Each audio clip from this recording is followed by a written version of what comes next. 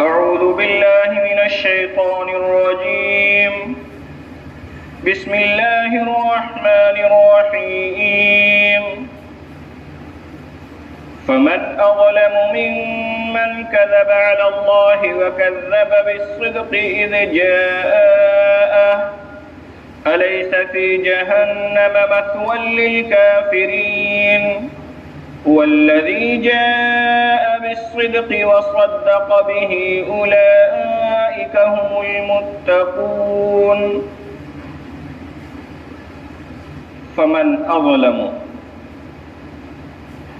سو اس شخص سے زیادہ ظالم کون ہوگا ممن کذب علی اللہ جو اللہ پر جھوٹ باندھے وکذب بالصدق اور سچی بات کو جھٹلائے اذ جاء جبکہ سچی بات اس کے پاس پہنچ گئی الیس فی جہنم مثوی للکافرین کیا جہنم میں ایسے کافروں کا ٹھکانہ نہ ہوگا والذی جاء بالصدق اور جو لوگ سچی بات لے کر آئے وصدق بہ اور خود بھی اس کو سچ مانا اولئک هم المتقون تو یہ لوگ تو پرہیزگار ہیں۔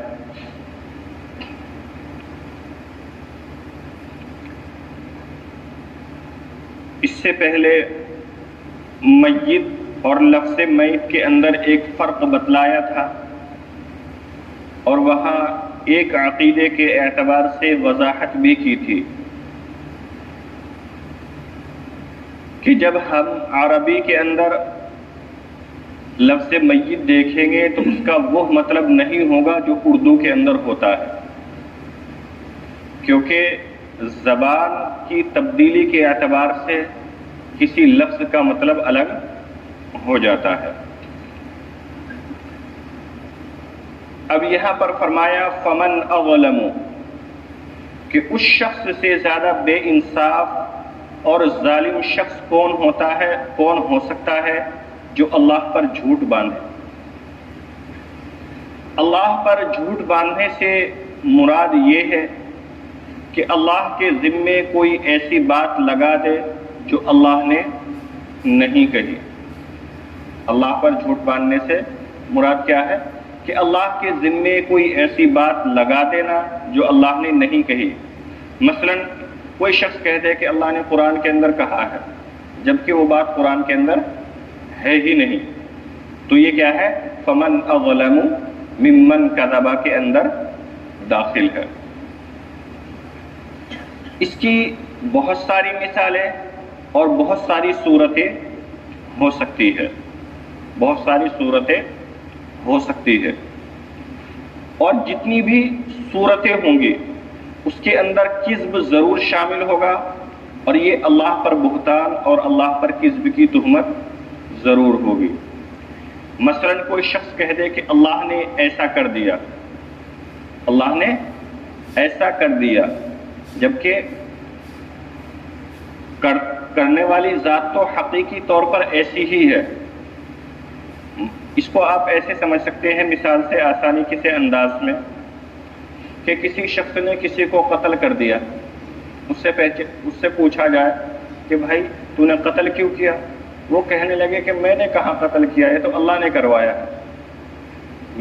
میں نے کہاں قتل کیا، یہ تو اللہ نے کروایا ہے، کیونکہ سب چیز اللہ ہی کے حکم سے ہوتی ہے۔ تو یہ بھی کذب میں داخل ہے، کیونکہ اللہ نے تھوڑا ہی حکم دیا تھا کہ تو کسی کو قتل کر۔ اللہ نے تو منع کیا تھا کہ اگر کسی مسلمان شخص کو قتل کیا تو ہمیشہ کے لیے جہنم میں جائے گا۔ اللہ نے تو یہ کہا تھا،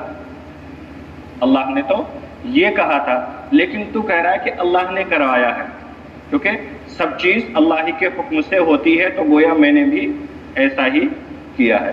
تو یہ بھی تکذیب کے اندر داخل ہے، لیکن عقیدے کے اعتبار سے۔ تو ایک عمل کے اعتبار سے اللہ پر جھوٹ باندھ رہا ہے اور ایک عقیدے کے اعتبار سے اللہ پر جھوٹ باندھ رہا ہے، لیکن دونوں ہے کذب۔ اور اللہ نے فرمایا کہ اس شخص سے زیادہ ظالم کوئی نہیں ہے جو اللہ پر ہی جھوٹ باندھ دے۔ دوسرا فرمایا وَكَذَّبَ بِالصِّدْقِ، اور اس شخص سے زیادہ ظالم کوئی نہیں ہے جو سچ بات کو جھٹلا دے، جو سچ بات کو جھٹلا دے جب وہ اس کے پاس آ جائے، کہ جھوٹ کو تو تسلیم کر لیا لیکن سچ کو رد کر دیا۔ الیس فی جہنم مثوی للکافرین، کیا ایسے کافروں کے لیے جہنم ٹھکانہ نہیں ہونا چاہیے؟ یعنی ضرور ہونا چاہیے۔ یہ اللہ نے سوالیہ انداز میں پوچھا ہے، سوالیہ انداز میں پوچھا ہے کہ جو شخص ایسا ہو کیا اس کو جہنم نہیں ملنی چاہیے؟ جہنم نہیں ملنی چاہیے؟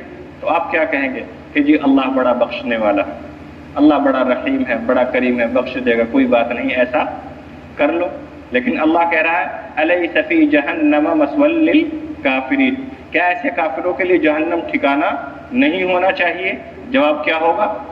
ہاں ضرور ہونا چاہیے، ہاں ضرور ہونا چاہیے، یہاں وہ جواب نہیں چلے گا۔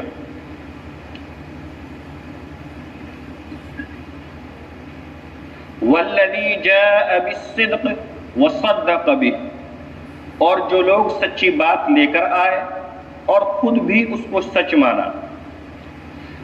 جو لوگ سچ بات لے کر آئے وہ کون ہیں؟ انبیاء علیہم الصلاۃ والتسلیم۔ وصدق به، اس کے دو مطلب ہو سکتے ہیں، ایک تو یہ کہ خود بھی اس کو سچ مانا۔ دیکھیے ایک ہے کسی چیز کا جاننا، دوسری ہے کسی چیز کا ماننا۔ محض جاننا کافی نہیں ہے بلکہ ماننا شرط ہے۔ اب لیکن ماننے کے ساتھ میں جاننا بھی ضروری ہے، کیونکہ تاکہ یہ پتہ لگ جائے کہ کیا مانا ہے، کیا تسلیم کیا ہے، کیا تصدیق کی ہے، کہیں غلط بات تو مان کے نہیں بیٹھ گیا۔ بات سمجھ میں آ رہی ہے؟ آپ اس کو تھوڑا ایسے انداز میں سمجھ سکتے ہیں کہ بہت سے ایسے پی ایچ ڈی ہولڈر اور پروفیسر ہوتے ہیں جو اسلام کے بارے میں اتنی زیادہ معلومات رکھتے ہیں جو عام مسلمان کو نہیں ہے، جو عام مسلمان کو نہیں ہے۔ تو کیا وہ مؤمن ہے؟ وہ تصدیق کرنے والے ہیں؟ نہیں، وہ مؤمن نہیں ہے، کیونکہ وہ صرف جاننے والے ہیں، اس کی تصدیق کرنے والے نہیں ہیں۔ اور ایمان کے اندر کیا ضروری ہے؟ تصدیق۔ ایمان کے اندر کیا ضروری ہے؟ تصدیق، یعنی ماننا۔ اگر مانتا ہے تو مؤمن ہے، اور اگر نہیں مانتا تو مؤمن نہیں ہے۔